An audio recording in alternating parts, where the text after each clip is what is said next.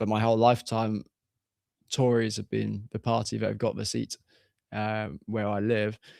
But now it doesn't seem beyond the realms of possibility that the Greens um, may do very well in this area and many others. And a lot of people would think that's just a temporary blip because Labour in governing parties don't tend to do very well at the next election. And Tories have really put their foot in it over a number of years. So there's been a collapse in the two-party system. That Mm, trust, I think, will be hard to regain, and that opens the door for, well, chaos. Anyone could get in. So the Greens could get in, Reform UK could get in, even the Lib Dems potentially could get in. It could be a five-way split or more at the election in terms of results. But yeah, Greens, I think, once that two-party system's broken down to an extent and people see that it's fine to vote for another party which isn't one of the two parties, I think that could be not a temporary phenomenon, and the Greens and other third parties could actually mm, get in. But I think specifically the Greens, whether you like them or not, I think they could well be here to stay long term as a major political party in the UK and worldwide, because I think they have something which is very attractive to people mm. in a world which seems to be falling apart, destroyed by human activity, war, and business and whatever is doesn't seem to be working. Mm. To me, it's really interesting because back in the day, since I kind of started looking into politics, maybe like a decade ago now in this country, like back then the Greens were like a joke party. Like no one like took them seriously. Like not no one like mainstream. I would say. Yeah, Like they get one seat for like yeah, every election for years. yeah, but like no one would actually seriously like be like, yeah, I'm like go out and about tooting that they're voting green or something, and they're like, Well, at you know, university, actually, I did. Well, not like super yeah, full on, yeah, but but like like yeah, go on. it is university, and yeah, like people tend to be a bit more on the And the left virtue on those days. signaling of university students is quite high, I would say. Yeah, yeah, yeah. I think young people do tend to be much more towards the left, and then I don't know if I found for me then I drifted away from that way of thinking, and sort of voted Lib Dem for the last sort of 10 years, but not out of any particular like for them, but just because they seem to have relatively okay policies. But I've never really been enamored to vote for any party. But I guess when you're at university age, you really want to. Often people are very idealistic and want to vote for the best party, and so the Green Party. And so yeah, I think me and some of my friends sort of said we were voting for them seriously, but we didn't expect them to go in. No, and I mean, and exactly, and it's a different thing having a few university students voting the Green Party, and a different thing having like literally 20% support now in the polls. It's like, as far as I understand now, we're Yeah, talking. and I might have thought differently at university if I thought that the Greens actually would have won, Would because you? well, you possibly I might have thought twice about the vote, because you are introducing a radical change to government if they did get in. Whereas when I was at university days, it was nice to vote for the party which seemed to care about some of the issues closest to my heart. But if they actually got in, then that's a radical change. It's like a Brexit sort of thing. It's like Mm. anything could happen. Even though I think actually Brexit, the people who are fans of it and against it, both arguments were overblown overall.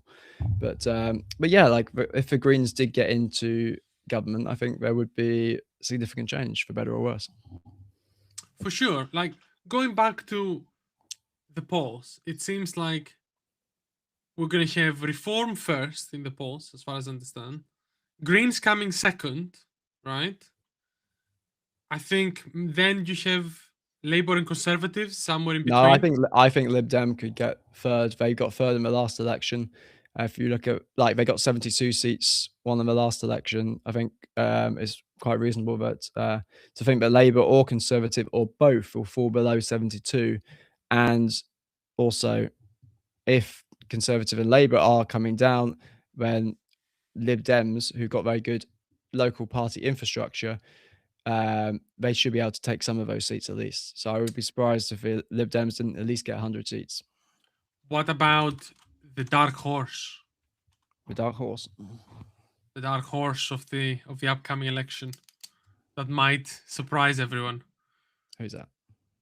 Restore Britain. I thought you might say that. Just because I got Elon Musk as a fan, I don't think that's enough to put you into Well, a serious player. you as a don't think political they're going to be party a in the serious UK. player? No. No. I might be wrong, but I've seen no evidence of them being a serious player. I think they will take a significant chunk of the vote, of the right-wing vote as well, specifically. Because I think Reform UK will get the big chunk, but I think there is a significant section, at least online. Maybe I'm terminally online myself, when it comes to politics and political discussions. And like, to me, it seems like there is a section of the right-wing voting base that isn't satisfied enough with what Nigel Farage is going to offer, because in their view, he's pandering too much to the populist sort of kind of ideas, and not actually to have a reasonable chance of getting in. Exactly, yeah, which he has to do, but it's not enough in their eyes to undo the damage that has been done by previous governments to the country. Yeah, they think they need something really extreme, like the Trump ICE, like deportations or whatever. So put people at the back of the vans and send them to Guantanamo Bay, Britain version. I don't know. Yeah, they actually want to rewind rather than just stop. Precisely, exactly. So I think that's going to bring a significant chunk of the right-wing vote to them. Well, potentially, but look at the opinion polls. So the max for other parties are getting in recent opinion polls is 8%, and that varies from about 3% to 8%, and that won't all be Restore Britain. I haven't got specific stats for Restore Britain on its own, but I expect say like 4% would be like a reasonable max for they get, unless they have some really unexplainable surge. And 4% is something, but it's sort of like what the Green Party used to get like 10 years ago. So I maybe something will happen, but yeah, I think at the moment it's looking like a 5-way split, and who knows what's going to happen in Scotland, but leave that alone for a moment. And so yeah, Reform look like they're sitting pretty steady around 30%, maybe just under 20 to 30%, and yeah, that would be enough to get them in if they ally with the Conservatives, but that's not necessarily going to happen. And yeah, I don't know. Right wing voters are often quite good at voting for the party, not wasting their vote, as it were. Like, whereas left wingers perhaps tend to be a bit more idealistic, so they might vote for Green, as I did in my university days, rather than voting for Labour, who's a more realistic choice. Whereas now Reform have become a realistic choice for the right, and so actually a vote for the Conservatives you could well argue that's a wasted vote now. It's their own argument has come to bite them back. So that is kind of my question as well. Do you think then that the rise of the Greens might be a knee-jerk reaction to the rise of Reform more than the failure of Labour? Maybe. Keir Starmer, when he saw Reform were taking off, he specifically positioned Labour as the party to vote for to counter Reform. It doesn't, but people don't feel that. People don't feel that, though. Well, you see yeah, it in the he says polls. that on one hand, but I think a lot of people are sort of seeing him pandering up to Exactly. sort of more right-wing policies. Like, I think in a way that's a little bit unfair. I think governing parties have to shift a bit more to the center, because like reality in a way is towards the center. That's why it's been the center for so many years. But yes, the fact is that the marketing is going to make people think that Labour have pandered up too much to Reform, and so that's gonna attract a lot of people to the alternative left-wing party, and I would say parties which would be Green and Liberal Democrats. Yeah, I think for a lot of people, like I wouldn't vote. I would have voted Lib Dems in the past, to be honest. But I kind of feel like they're just we've kind of had a chat about it the other day, kind of how we see them.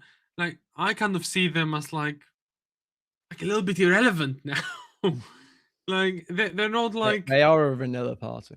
yeah, like they're so vanilla that they're like faded in the background, of all the action with everyone else fighting to me. Yeah, Like that's how they feel. Like they're not coming up guns blazing like everyone else is. Everyone else has come out, all guns out in yeah, which is like not necessarily what you want. You almost no, but I do want mean someone that's got more sensible, experienced, level-headed governors, but in a social media age, Lib Dems are very unlikely to win, unless there's sort of such a split in the vote that Lib Dems just somehow happen to get just enough, which pops them in. yeah, Uh, that's what I mean. but And also I think they suffer from like having like a leader figure that's like very popular or at least, in there like in social media, talked about, making big statements, doing all that. Like you have Nigel Farage on one side, you have Zach Polanski who's like out there making one crazy statement in one interview after another. Like you have what's his name, Rupert Lowe from Restore Britain, who says his own, big statements. Like you have people making big statements right, left, and center, and like I haven't had anything from Lib Dems or their leader. no, that is a problem, for the Lib Dems, and, like, yeah, obviously Ed Davey's a little bit of a vanilla leader, and there doesn't seem to be any, or much name recognition for anyone else in the party, any other potential leaders or even big players from the Lib Dems. That might change and by the time of the next election, but it's looking, yeah, at the moment the Lib Dems will probably just continue to they'll probably take a few seats off Conservatives, Mm, and maybe a few off Labour as well. But that's more that Labour have done. Labour and Conservatives have done badly rather than Liberals done well. yeah. Do you think there is reason to fear if the Greens came into power? I think if you are happy with your life right now, then change is risky. Mm, And probably there are a decent number of people who are relatively happy and wouldn't want to risk that change. That's almost where the term conservative comes from, is that you want to be conservative. You don't want to risk stuff, changing stuff, at least changing stuff too quickly. And then there'll be some people who are fed up with the way things are, even if you got a relatively good job, but inflation going up and inability to afford a house and whatever. All these factors are getting worse and worse for people, and so change, even if it might not yield fruit, change mm, is worth taking a risk. And a lot of people made the argument that that's actually why the Brexit referendum went through. People just wanted change because they were fed up with how things were. And did it really deliver that much change? Uh, well, I'll leave it up to people to decide, but I don't think mhm. I don't think it generally did deliver that much change. Um, and so, yeah, like it's if you vote in Green, then I think what people would be most scared of would be the economy and immigration.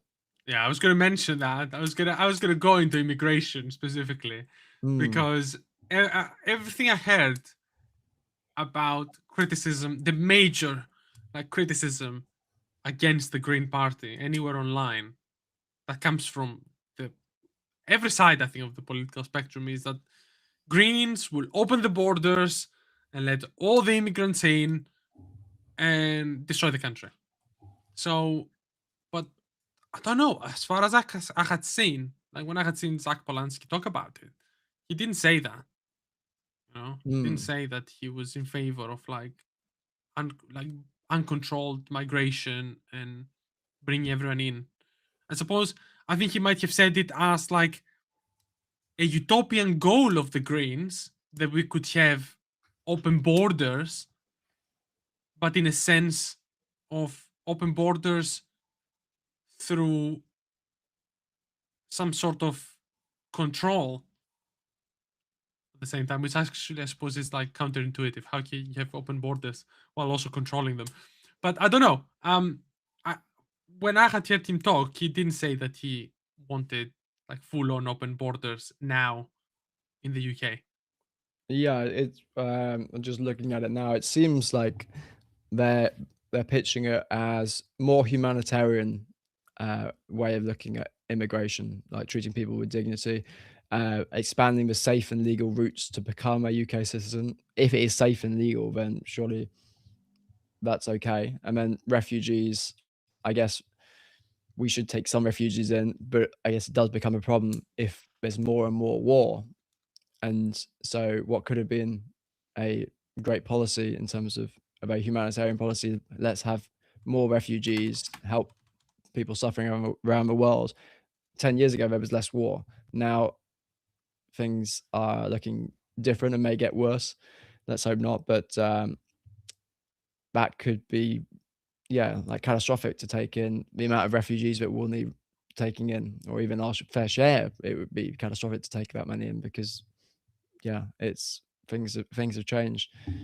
Yeah, Um, in terms of like culture and everything else. I mean, I watched an interesting a section from an interesting debate between Destiny. Do you know Destiny? He's like yeah, a very known streamer, yeah. Versus Konstantin Kisin. yeah, yeah. Um, Trigonometry podcast. yeah, and I watched the little clip from that where Konstantin Kisin said there's been more people that have come to the UK in the last 35 years than in the previous 2000 years.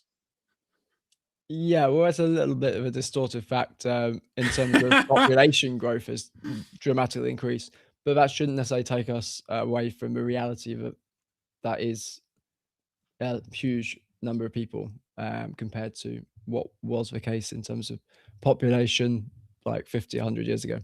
So whether that's from increased birth rates or immigration, wherever that increase in population comes from, you could argue that that is at least something to concern ourselves with. Maybe not to um, say is a bad thing, but if you turn a blind eye because you think that's woke, then that's just unwise because such a big change deserves to be looked at and seen what the ramifications are of that and the positives, and then see if the ramifications can be offset somewhat.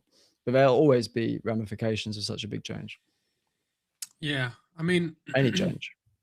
and I would argue that on the face of it, what you've described, that what Zach Polanski wants with like more humanitarian version of immigration, that still goes against what a lot of people want. I would say people don't want like I mean I'm not saying that people don't want people to be treated with dignity, but people still don't want more people to come to this country in the Yeah, that's first place. interesting because I think some other voters may be in your boots, if I understand correctly, which would be actually more open to voting for the Greens, but also not necessarily on board with loads of immigration. And so there might, even though that looks like two contrary views, right and left wing, your view may be more close to a lot of other voters. I don't know.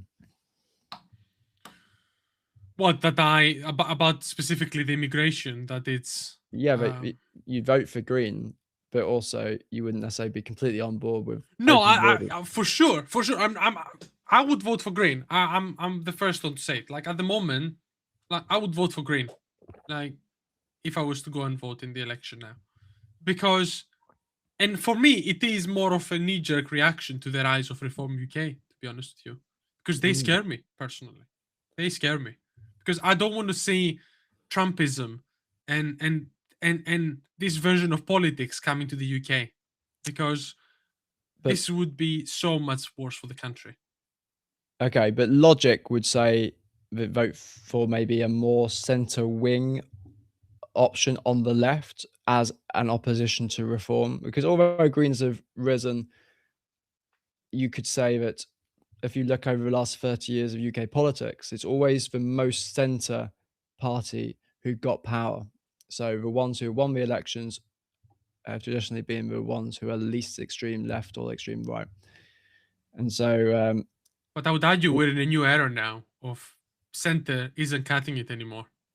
Center doesn't cut it anymore. I Well, think. I give you that we may well be in a new era, but also we got the stats from 30 years, and I not want to make strong predictions until we actually get to the next election, because it may be things shift back into sort of something more traditional order, and sort of Lib Dem or Labour actually end up outperforming Greens. But I think Greens may carry on their growth for other reasons, because I think they are an And I would attractive say, party. and I will also say something that didn't used to happen as much in previous like election cycles and like a few decades back. Younger people were not as engaged in voting as they are now. Yeah, and So there's probably a bigger younger population. Like if you think of how many voters in each age, there's probably yeah, more younger.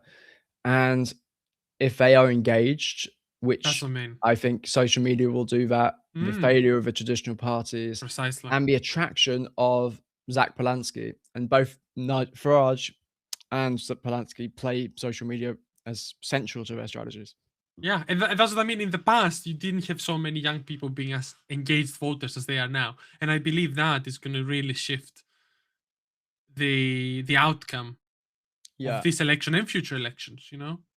And also I was sort of surprised when Labour did so well last election, and I think almost their success was a little bit overblown because it's first past the post ended up sort of giving them perhaps disproportionate amount of seats compared to their vote share, which I believe was actually less than Corbyn's.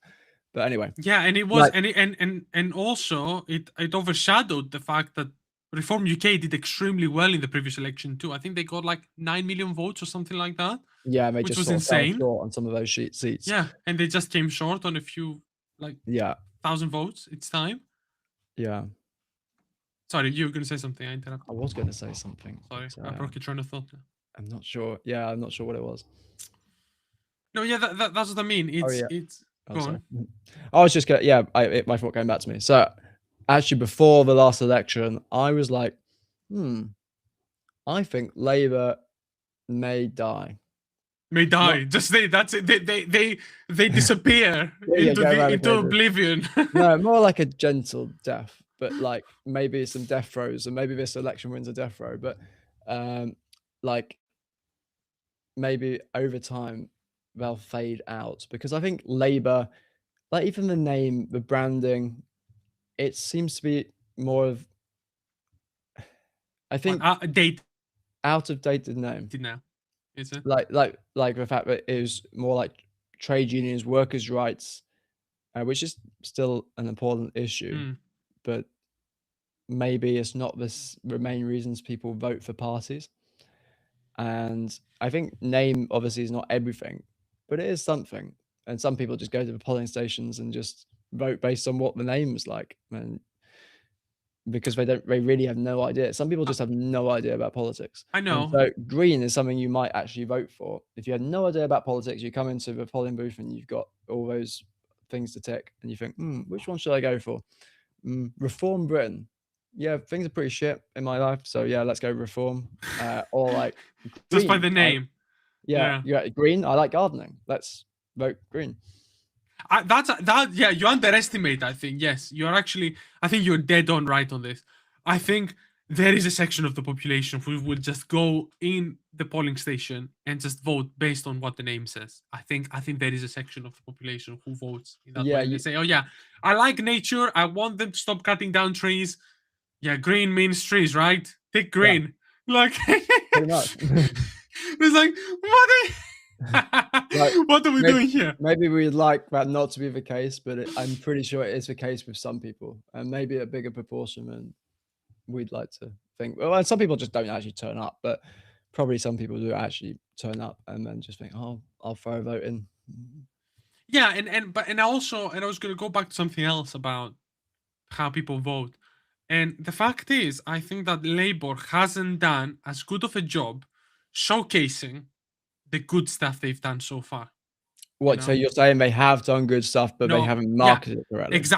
exactly. I think they've done good stuff which they haven't marketed well at all.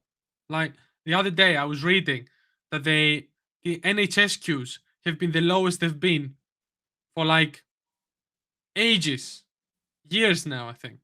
And it's like, I haven't heard it reported anywhere. No one has talked about this. No Mm. one. And it was one of the headlines. And it's like, that's just one thing that just comes out of the top of my head, you know? And it's like, there's a lot of other things.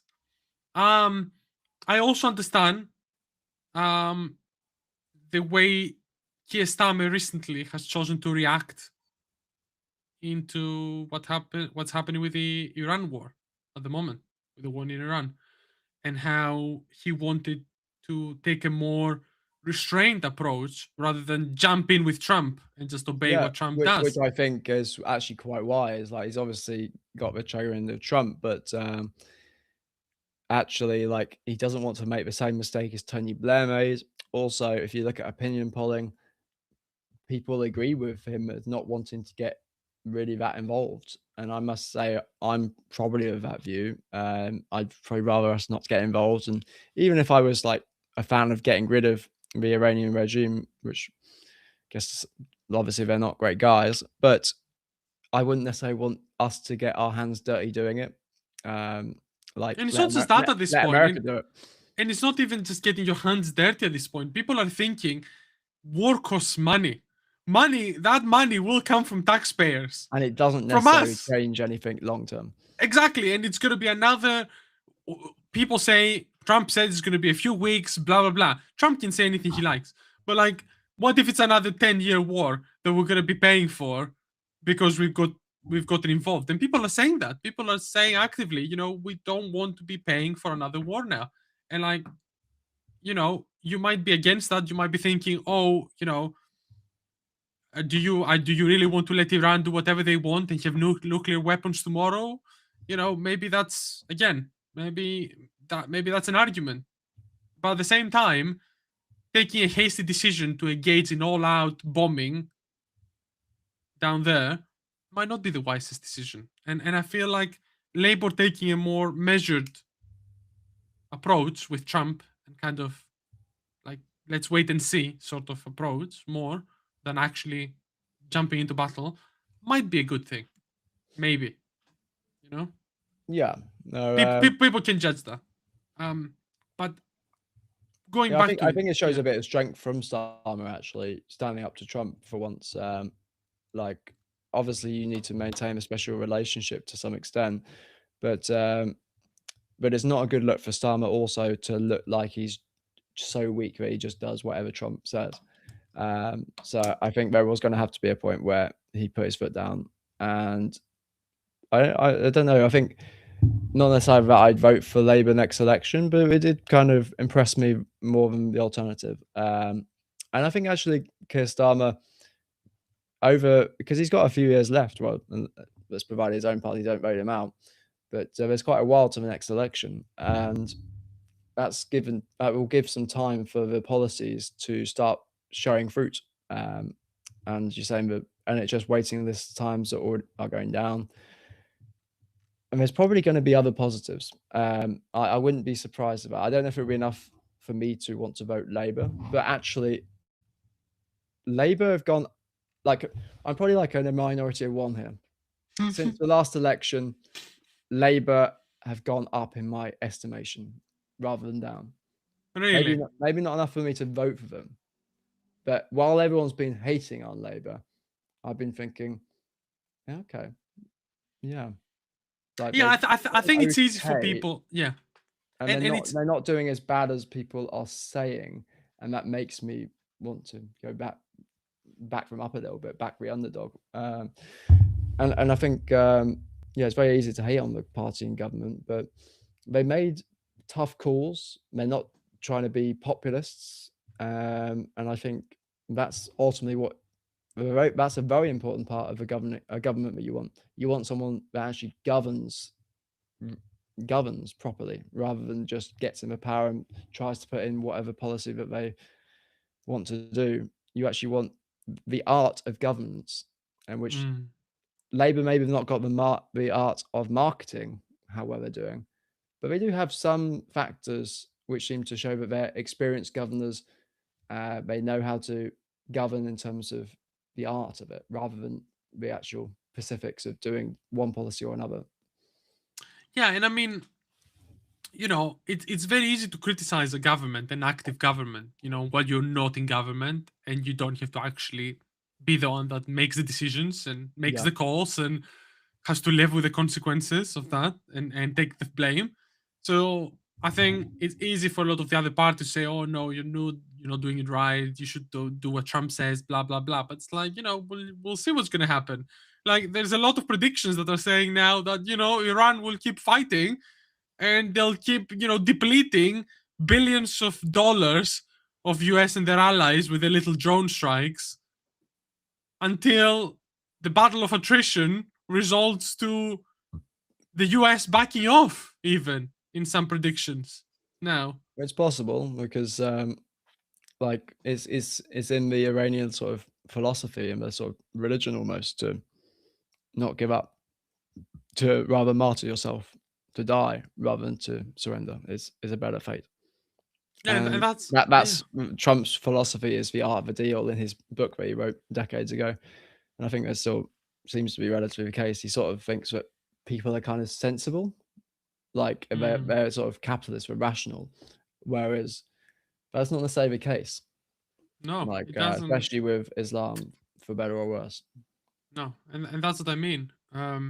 So this is something that might result to a lot of um, financial consequences for all the countries involved in this new war. And, we might not end up being one of them if we don't engage as, Yeah, as yeah. laborism. It sort of certainly reduces your risk a bit if you, yeah, don't engage. You could argue there's a principle to help whatever side that you believe should should win.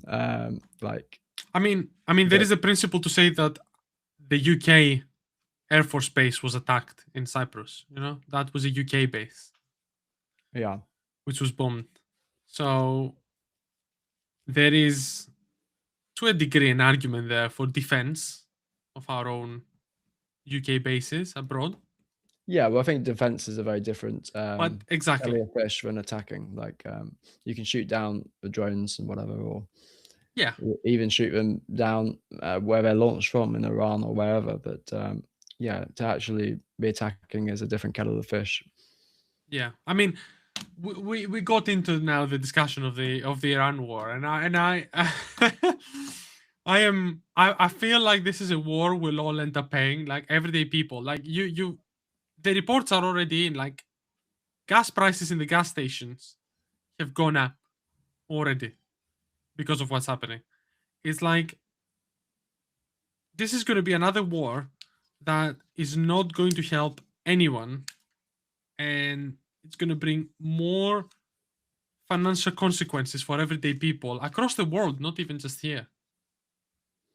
It may And well and do. I think it's early days though, and Trump's very unpredictable. He may well change his mind. He may not be able to change his mind properly now, but he may actually change his mind and just withdraw again, do another very short war, hit and go. I think a lot of people are thinking this is the time where Trump's going to do a long-term war. I think we don't know that yet. I think Trump is famously unpredictable, and mm, I'd be a lot more confident making predictions about like price changes and stuff, like long term, in 30 days time. So if things are still the same or ramping up in 30 days time, I'd be more on board with, yeah, prices are probably going to go up at the pump, and that affects prices everywhere. But yeah, right now I expect the war probably will carry on, but it's Trump. I've given up predicting. yeah, I don't see him backing off. He has already come out and said like the new regime has to be approved by him and everything else. Like he's not gonna back down. I don't think he's going to. I think if he backed down, he would lose face at this point, and he wouldn't like that. But I guess that based on maybe you could equate it to Putin, like he needs to get to a position where he wouldn't lose face yeah, and be he able to needs to get to market it to his people. exactly. He needs to get to a position where he would need to feel in control. Well, you could argue that like if he wanted to, he could withdraw now. He could say, "We've killed the Ayatollah. Mm. We've um, we've obliterated most of Iran's military facilities. That we've taken out their navy," which he said he's actually said that we've pretty much demolished their navy. Mm. That's a pretty big win. You could go back to the American people and say, "Look, that's what we did. Like it was money well spent. We got in, we went out, And when and now Iran will think twice about doing anything, well, attacking Israel or attacking the US or whatever in future. They'll think twice." and if the reports come that in a few months they're rebuilding all of the military facilities because the same regime has again taken Yeah, control and they're ready and for. then with Trump's character, I guess, we go back in, do another short war, bomb that to pieces, and then it was just eventually the Iranians will be like, can't spend all our money, that the tiny bit of money we got left, we can't spend that on just weapons which are going to get destroyed in 2 months. So let's just try and sue for peace. Yeah, I think that would make it an unpopular situation because then both the market disruption and the oil supply disruption would have been for nothing at its time. So I think that would make it like effectively, like they spent all that effort to effectively not achieve their goal, which was like peace in the Middle East, you know? So I think to me that wouldn't fly. To me that doesn't seem like a good situation to be in for them, Hmm. for the Americans, for the US. Well, I think a lot of Americans would think that they are in a better position now than they were a month ago. At least ones of more Trump sort of persuasion that the Ayatollah is dead, that the Iranian regime is basically on their knees, and they've got less chance of developing a nuclear weapon. Like you could say, and they got less money to fund terrorist organizations around the Middle East, and so you're never going to get peace in the Middle East, and not at least not in the short term. And so you could argue that it's a win in that regard. Yeah, I don't know if it's going to be a win because I was watching an interesting video the other day and I brought it up. Apparently, the war is costing um the US almost $1 billion a day at the moment. Yeah, that is crazy money, but and I don't know whether this is a valid counter argument, which completely counters your argument, but war does make money, unfortunately. So just it's I just don't I just want to point out this sort of slight dishonesty that, or maybe ignorance that people have when because I hear it a lot of times that people just say, "Look, it's costing this amount of money. We can spend that money on this." It's it's not that's too straightforward of an argument. There is nuance in there, but war does make money. It might not make enough money to justify it in purely financial terms, I mean, but maybe it if you does get make the money. oil, if you get their oil, and if you win and you get their Well, oil, that's a maybe. long-term thing. That's a long-term thing, like Venezuela and stuff, That's what I mean. but even the weapons, the future, like, no, not in the future, but just producing the weapons right now, you fund local industry, you fund jobs, and that filters into the economy, and it doesn't matter whether just one company is making that money or everyone in the US is making that money, 'cause that money goes into the US system and, yeah, makes it a bigger economy.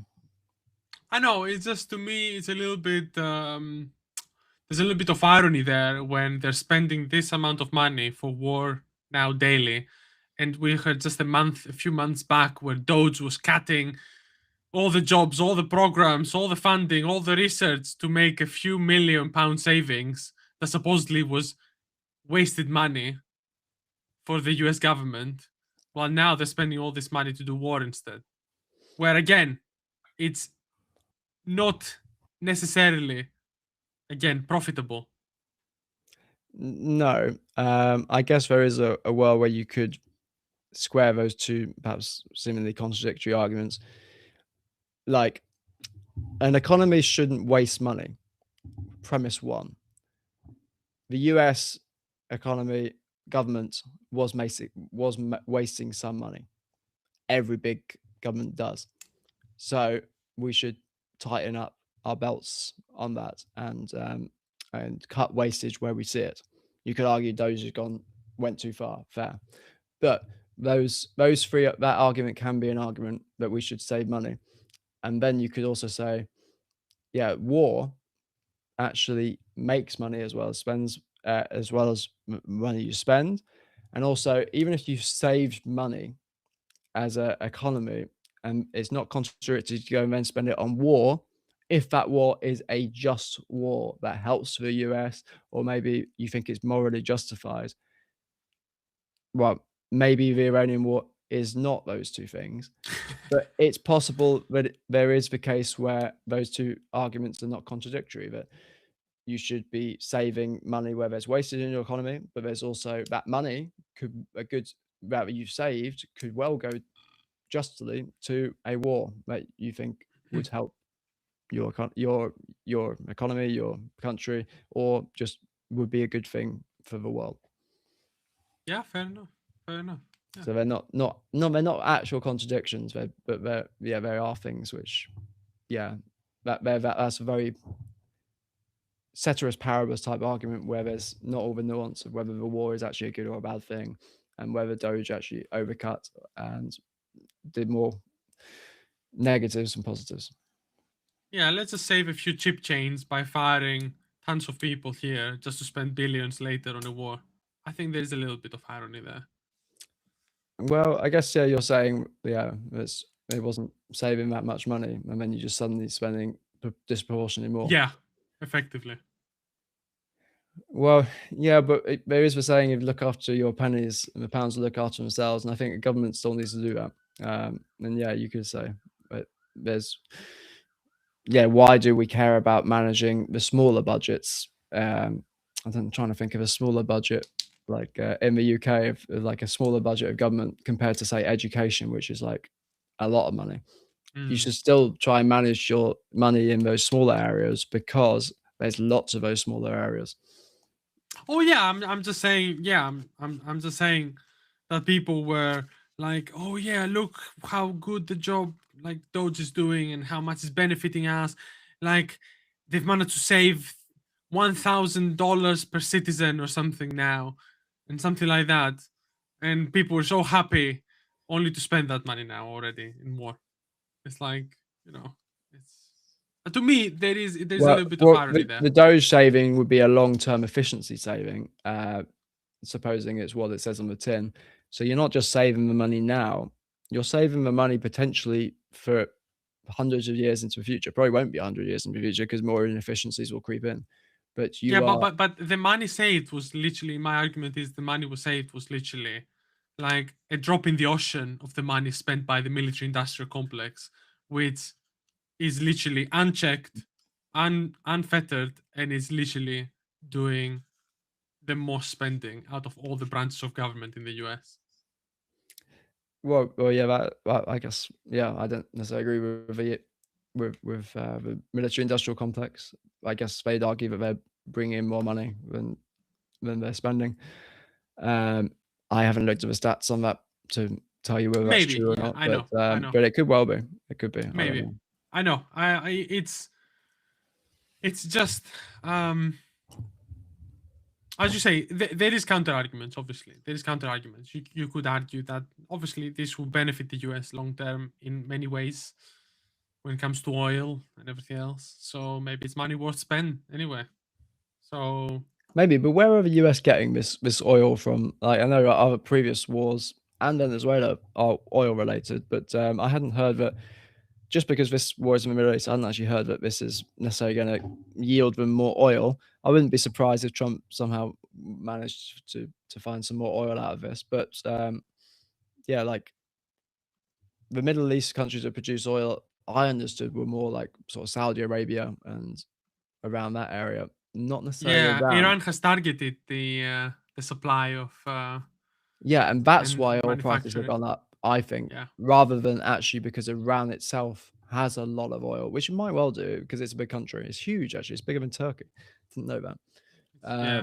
But yeah, like, so it may well have some oil, but my understanding is that oil prices were going up because it was attacking other Middle Eastern areas. And then interestingly, actually, Iran's president has apologized to those areas, like Saudi Arabia, um, today, and says we will not bomb unless provoked. And like that's not to say that Iran won't, because their missiles perhaps don't aim very well because they're a bit shit. It doesn't mean that they'll necessarily never bomb Saudi Arabia again.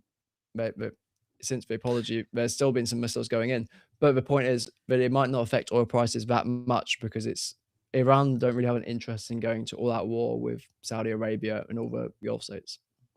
I think it wasn't just the attacks in Saudi Arabia. It was also the closure of the Strait of Hormuz, which is apparently a key artery for the movement of global energy supplies. Usually, about 20% of global oil and gas passes through the narrow shipping lane in the Gulf. Yes, So no, I guess that is another key factor. But that's what if the US, but that presupposes that Iran are really able to do that much to prevent that. I guess companies maybe will be a bit conservative about going through there and not wanting to risk death to their crew members, their staff, and loss of oil from going through there. But sooner or later, they probably will end up going through there. And I think Iran's capabilities, especially pitched against the US protecting that area, I think hopefully the oil prices won't skyrocket too much and it might go back to pretty much what it was. Fingers crossed. we'll just have to see, I suppose, what happens. I mean, as you say, predictions are very hard with Trump. So Certainly are. we'll just have to see what happens. It's unpredictable. Yeah. Going back to the politics in the UK, I think it's going to be a very interesting election. I expect more of a four-way split, if I'm honest with you. Maybe that's not gonna. Maybe my prediction will age like milk, but I feel like a prediction between Reformed UK, the Greens, maybe Labour, and also the dark horse of Restore Britain. That's what I kind of suspect more. Yeah, I think the be Lib honest. Dems will do well, but I think the Greens may well. It sounds crazy, but I think the Greens, Zach Palanski could be prime minister. That's crazy. Can you? Yeah, I know. Yeah, he's not going to get over that boob story, but apparently it wasn't as bad as it's let on. But it doesn't sound good when you're putting it into a 5-second segment to slam him. But yeah, like I think the Greens could be here to stay long term, and who knows, we actually might get the Greens in government, and people kind of like it. So even the people who were not sold on the Greens, they might actually find out our lives are kind of improving. Like we're a healthier society in terms of our social side, the green side, the environment. It's just a nicer place to live. Because I think in a way that's the only thing that can unite everyone. If anything can unite everyone, it's not religion, it's not politics, but it's actually it is basically about health, about our health of our bodies, health of our society, and health of where we live, our environment. And in a way, that's what the core message of the Greens are. And so in Mo, you sort of see Greens as a one single issue party. And that's what they've been slammed as for years, is they're not a serious party for government because they're just a single issue. They just care about 1% of what's important. I think that they could repitch that to actually say, we care about the core of what's important. Actually, this is the only thing that could actually unite a lot of the people behind one vision, because that's just who we are as humans. We care about us, ourselves, our relationships, our society, and where we live, the health of that. And I think so. The Greens, what we're seeing as the Greens' little issue, actually could be marketed as the one big issue that matters. Yeah, and I do think one way or another we will end up with a party that is not one of the big two. Which would be crazy. For the first time.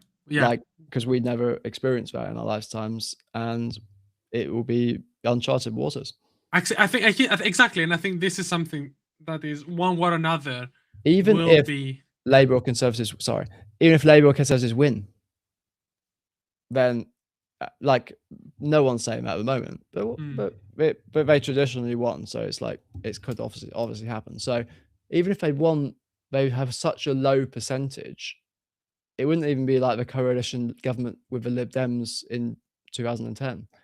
It would be such a low percentage that even if Keir Starmer, for instance, say he was still leader, the Labour won just the highest percentage of the vote, and then he what does he do? How does he get into government as form a government which has a majority? So he has to ally with other parties. So he would have to ally with the Greens, and if they got less than Labour, so say Labour have got 15%, Yeah, maybe they 20, would have 20 to capitulate to the Greens yeah, effectively. let's say they got 20%. So Yeah. that's a reasonable figure that they would have just pipped the election. And then the Greens maybe have got 17%. And so you've got an allied party, not like Lib Dems Conservatives in 2010, where the Conservatives have way more MPs, but you've got the Greens almost as many MPs as Labour, and they make a party together. And then you probably need some help from the SNP or maybe the Lib Dems, and whether you can actually get three parties to all agree to form a government and then work together, that's a even I, trickier challenge than just two.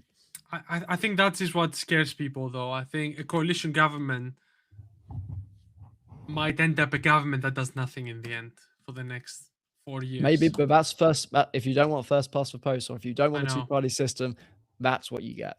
So I know. And maybe I the don't system like has the to two-party change. system, I but know, maybe the yeah. system has to change because it's from historical data, like it seems like coalition governments don't work very well. Well, people like to hate on coalition governments because it's not a popular argument to stand up for them. But to be honest, like, I don't think it was the most terrible government we've had over the last 15 years. Maybe you could But even but, argue but it was the best government in the last 20 years. I, I I don't know if I want to argue that, but if you look at the other governments, but I would say, like, people will say that back then you could effectively coast with things being fairly okay while still coasting. I think people are saying now we need changes, otherwise we're fucked. I think one way or another we need changes. I don't think a government that came up, even if it was the same government or another government or a coalition government, came in and kept the same status quo, would infuriate people more than anything else today in 2026. And it would actually cause riots. Like, literally. If a government came in doing nothing, people will be more radicalized by that for the next election than ever before, in my mind. And I'm almost certain about this. Like, people would be literally fuming if the status quo was preserved as it is. well, but there may also be there'll be a significant number of people fuming if reform get in.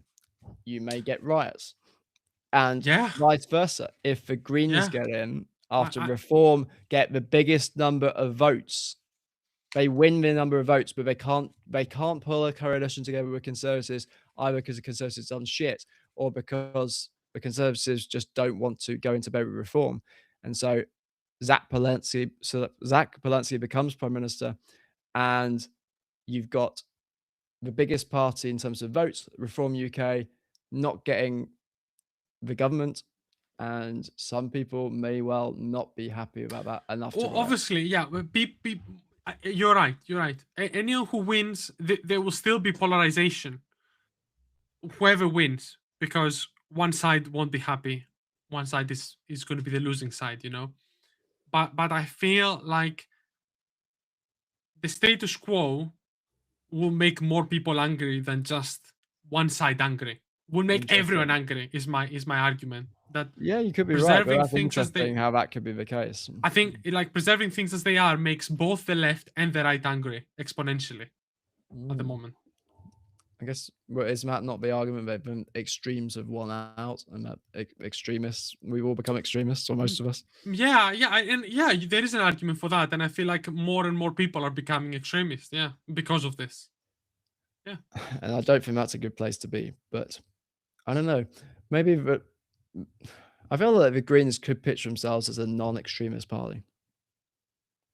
The Green, that's the Greens pitching themselves as a A non-extremist party. non-extremist. Like in a way, it's a conservative view to want to conserve the environment, to live in a nice place. Yeah, but they're To talking about free, like a lot of immigration and stuff. That's not conserving nothing. well, maybe they are, but I've not necessarily seen obvious evidence that they are. I expect they probably would actually increase immigration, but they don't seem to necessarily be marketing at that. I think if I was in the Green Party's shoes, I'd be like, yeah, we should have a welcoming, inclusive society. We've had quite high immigration levels after over the last few years. We probably should focus on giving, if any rather than letting more people in significantly, we should focus on integrating who we've already got, and allowing them to get on, and yeah, not have too high immigration. I think if the Greens change that, then presumably you'd be even more on board with the Greens.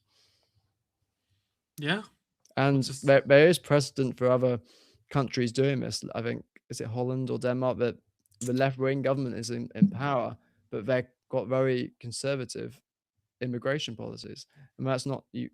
And you could say, oh, they hate immigrants. No, they're just focusing on the immigrants they've already got and the people they've already got. Because, well, at least in our case in the UK, we've had quite high immigration levels over the last few years, and maybe we could take more, but maybe it would be optimum politically and socially to slow it down. yeah, I agree. I agree. Yeah. Maybe we can Wrap it up there, yeah. wrap it up there. I think Nearly on the hour. we're nearly there. Yeah, and I mean, let us know if who's ever watching. Let us know what you think is gonna happen, Yeah, and I'm very we'll interested to hear people's takes on that. yeah So, yeah, we'll stop it there. go over next time.